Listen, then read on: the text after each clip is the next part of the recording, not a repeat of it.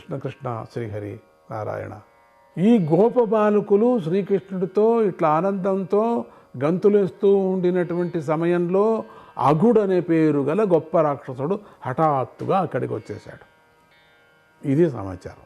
మనం అప్పుడే అనుకున్నాం, ఇంత సంతోషంతో ఇంత గంతులతో వేస్తూ ఉంటే ఇప్పుడు ఏమో జరిగిపోతుందేమో అనుకున్నాం.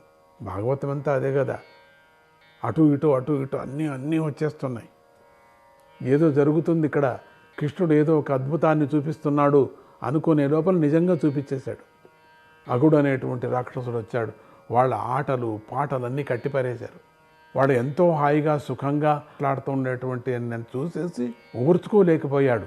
చూశాడు అఘుడు, ఎందుకు ఇంత గంతులేస్తున్నారు, ఇంతగా నవ్వుతున్నారు, ఇంత సంతోషంగా ఉన్నారు, అందుకని ఈ సంతోషాన్ని నేను తట్టుకోలేకపోతున్నాను. ఇట్లా వీడికి అఘాసుడికి చూసి ఓర్వలేకపోయాడు. వీళ్ళు ఇంత సంతోషంగా ఉన్నారే, ఇంత ఎగురుతున్నారే, వీళ్ళలో ఏదైనా పెట్టాలా నేను అనుకున్నాడు. చూడు, ఊరికే ఉండకోకుండా ఈ రాక్షసుడు ఈ సంతోషాన్ని నేను దుఃఖం చేయాలా అనుకున్నాడు. ఓర్చుకోలేకపోయాడు. ఇంత బాగా ఆడుతున్నారు, ఇంత ఆనందంగా ఉన్నారు, మేమంతా ఇంత కష్టపడుతున్నాము, అందుకని వీళ్ళు కూడా పడాల్సిందే. వీళ్ళు ఎట్లా చేశారు, అమృతం త్రాగిన దేవతలు కూడా జీవిత సాఫల్యానికై శ్రీకృష్ణుని లీలను ఎల్లప్పుడూ మనసులో స్మరిస్తూ ఉంటారు. విశేషార్థం అంటే తాము అమృతం త్రాగిన కూడా అఘాసురుడి వల్ల హాని కలుగుతుందేమో అనే భయంతో దేవతలు వాడెప్పుడు మరణిస్తాడా అని ఎదురు చూస్తూ ఉన్నారట. అంటే దేవతలు కూడా చూస్తున్నారు, అఘాసురుడు యొక్క బాధ తట్టుకోలేకపోతున్నారు. దేవతలంతా అమృతం తాగారు కదా, అమృతం తాగకపోయినా వాళ్ళు మరణం లేదు వాళ్లకు, కానీ బాధలు ఉన్నాయి. బాధ భరించలేనటువంటి బాధ ఈ అఘాసురుడు చేసేవాడు. ఇంత బాధ పెట్టేవాడు దేవతలకి. అందుకని ఈ దేవతలందరూ కూడా ఈ అఘాసురుడికి ఏదైనా అవుతేనే మంచిదేని, అందుకే ఇప్పుడు కావటానికి వచ్చాడు ఇక్కడికి. ఈ అఘాసురుడు సామాన్యవాడు కాదు అనుకున్నాం కదా, ఇంద్రాది దేవతలను కూడా వదలలేదు వాడు. అందరికీ బాధనిచ్చేవాడు. ఎక్కడ సంతోషం ఉందో అక్కడ వెళ్ళి దుఃఖం పెట్టేవాడు. ఎక్కడ బలాఢ్యులో అక్కడికి వెళ్ళి వాళ్ళ బలహీనత చేసేవాడు. ఎక్కడ ఎవరెవరు సంతోషంగా ఉన్న వాళ్ళందరికీ దుఃఖాన్ని తీసుకొచ్చేవాడు ఈ అఘాసురుడు. ఈ అఘాసురుడు పూతనకు బకాసురుడికి సోదరుడు. ఎంత బాగుందండి. పూతన అనుకున్నాం కదా మనం. పూతన ఏ వేషం వేసుకొని వచ్చింది చూసారా కృష్ణుడిని చంపటానికి? ఆ కృష్ణుడిని చంపటానికి ఆ వేషం వేసుకొచ్చిన తర్వాత మాతృశ్రీలాగా కనపడింది.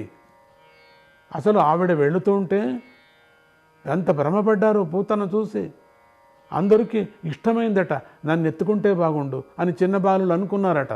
నన్ను ఎత్తుకుంటే బాగుండు, అబ్బా ఎంత సౌందర్యంగా ఉంది, ఎంత కులుకుగా వెళుతున్నది, నన్ను ఎత్తుకొని పాలిస్తే బాగుంటుంది. చిన్న పిల్లలకి ఆశ పుట్టిందట, పెద్దవాళ్లకు అనిపించిందట, ఒక్కపారి వెళ్ళి ముట్టుకుంటే ఎంత బాగుంటుందో ఈవిడ్ని, ఈ పూతన. అంత సౌందర్యంగా నడుచుకొని వచ్చిందట, అందరికీ భ్రమ కలిగించిందట. మొదట వచ్చే కష్టం వచ్చేది అట్లనే వస్తుంది, తెలియకోకుండా వచ్చేస్తుంది. అట్లా సౌందర్యంగా కనపడినటువంటి పూతన పన, ఆ పూతను కూడా స్వామి ముక్తినిచ్చాడు. బకాసురుడికి కూడా ముక్తినిచ్చాడు. ఇప్పుడే మాట్లాడుకున్నాం కదా ముందుగానే. అటువంటి వాళ్లకు సోదరుడు వీడు అఘాసురుడు. వీడేం చేస్తాడు చూస్తాం. కంసుడు ఒక్కొక్కరికి ఒక్కొక్క రూపాన్ని ఉండే అటువంటి రాక్షసుల్ని అందరినీ కూడా కనిపెట్టుకొని వాళ్ళంతా ఒక్కొక్కరినిగా పంపుతున్నాడు. వాళ్లకు దుఃఖం కలిగించాలా. జతలో అక్కడ ఉండేటువంటి చిన్నారి కృష్ణుళ్ళు ఉన్నారు దండిగా, వాళ్ళందరినీ ఎత్తుకురావాలా, అప్పుడు మనం ఎత్తుకుందాం చిన్నారి కృష్ణుడు ఎవడు అని చెప్పేసి. ఇట్లా కంసుడు చేసినటువంటి ఉపాయం. కృష్ణుడు ఎవరని ఇంకా తెలియదు కదా. ఇక్కడ వేల కొద్ది గోప బాలకులు ఉన్నారు, అందరూ కృష్ణుడి వేషంలోనే ఉన్నారు కాబట్టి కృష్ణుడు అసలైన కృష్ణుడు ఎవరని ఎవరికి తెలియటాలి. అందుకని కంసుడు చెప్పాడు అఘాసుడికి, జాగ్రత్తగా కృష్ణుడు ఎక్కడో అందరినీ ఎత్తుకొని వచ్చేసే తర్వాత మనం చూసుకుందాం. అందుకని ఇక్కడ ఆ రూపంతో వచ్చినటువంటి అఘాసురుడు దేవతలకు కూడా చాలా కష్టం ఇచ్చినటువంటి వాడికి ఇప్పుడు వక్రగతి వచ్చింది వాడికి. ఇక కంసుడు పంపగా ఇక్కడికి వచ్చేసాడు అనుకున్నాం కదా.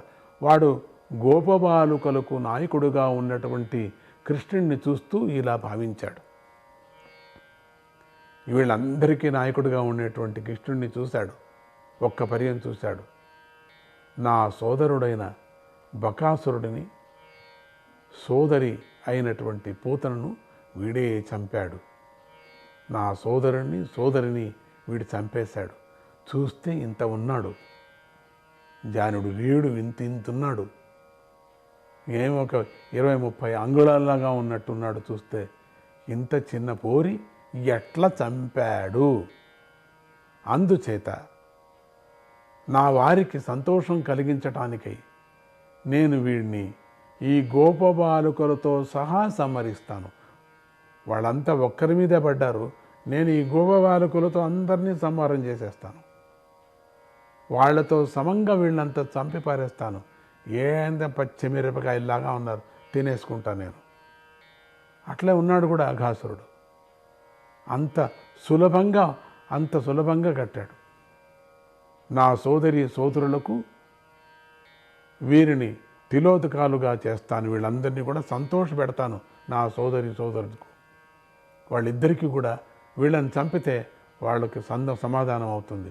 వీళ్ళ రక్తముతో వాళ్ళు ఆనందపడతారు.